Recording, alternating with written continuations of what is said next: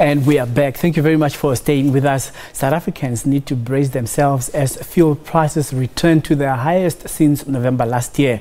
From midnight, a litre of 95-octane fuel inland will cost at least R1.31 more. Coastal provinces will need to add R1.26 to their petrol bill for every litre.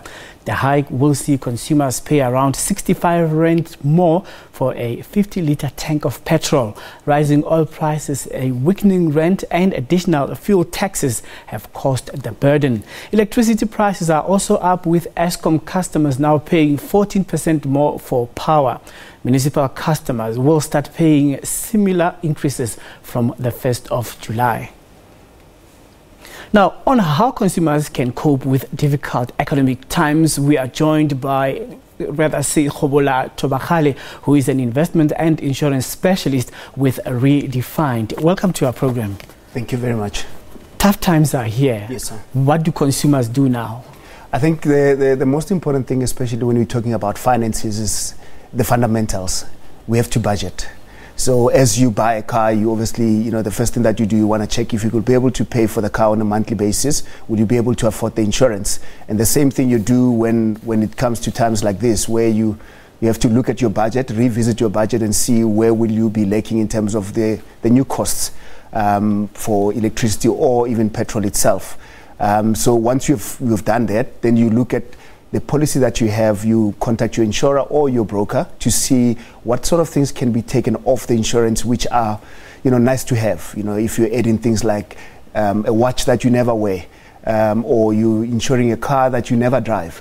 Is it really necessary to insure that car on comprehensive cover, or is it better just to have that car actually on a limited cover without accidental damage, because you're never on the road, which costs which takes part of the bigger chunk of your car insurance. But have you realized that sometimes consumers make decisions based on desperation? How will one know that they have made the best adjustment of their budget?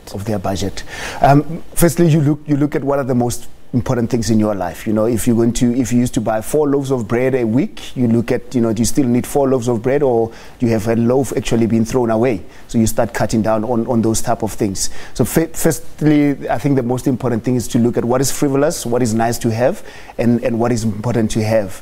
And when it comes to your investments and your insurance, the first thing to look at is, what do you need immediately? Is this a car that you take to work on a monthly basis? Do you need a car hire? Do you have a second car in the car? Can you drop that 100 rands additional that you're paying on your insurance? Can you drop the insured value from a retail value to a market value? Can you drop your household contents insurance from 1.7 million rands to 1 million rands? Can you self-insure on some of the things that you have as assets? What is most important to you? So then how will that mitigate risk?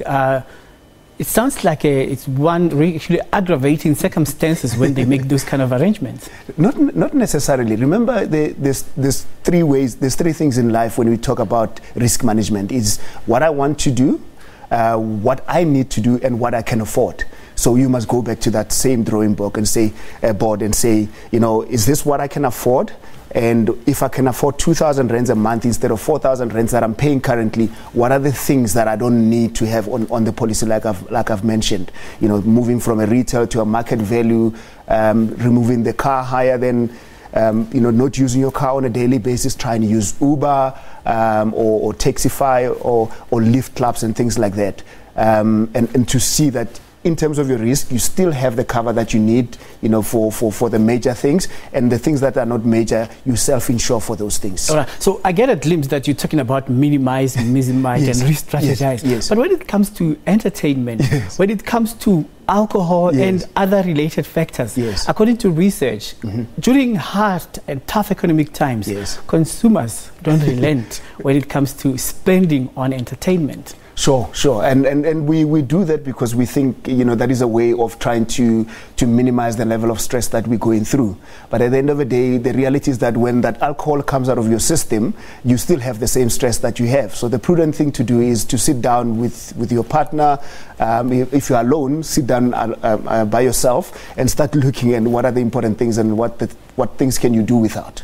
So people, insurance it can be like that. So people drink down their sorrows. if they're drinking to take away their sorrows, of course, you know. Yeah.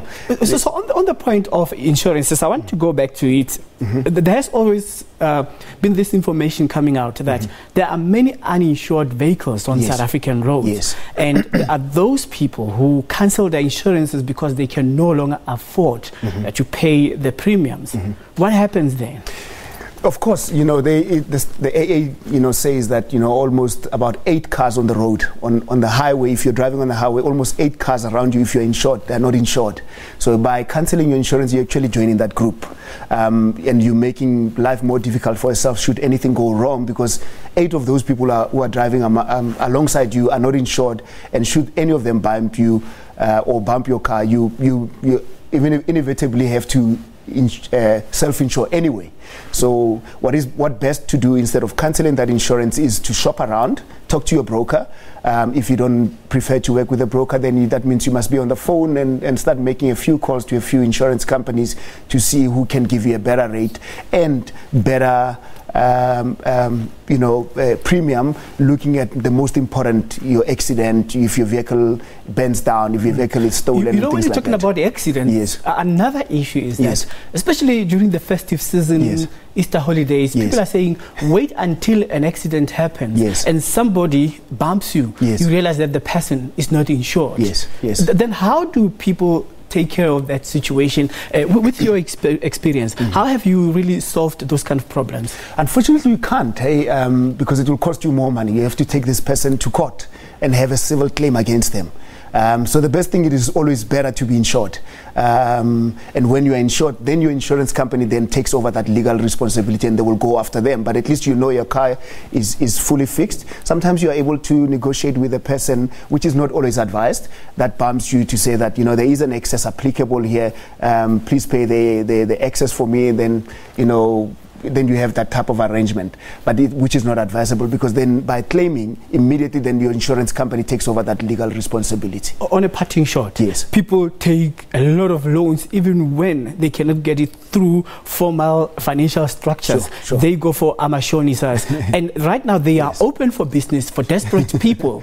What's your advice concerning that? The advice is that, you know, try and change your lifestyle, manage your lifestyle. You know, it's part of risk management. Manage your lifestyle in terms of making sure that you don't always overburden yourself financially. Instead of, you know, going to look for something that will take you by, like the alcohol, taking you by just for 2 hours or just for a month, to go into the 3rd month with the same problems that you had prior to the mitigation solution that you came with. All right, thank you very much for the advice. We think that maybe our viewers will be able to take heed of that, because sometimes we assume that people know these things, but really when the rubber hits the road, something else comes out. Yes, sir. Thank you so much for your time. Thank you very much for having me.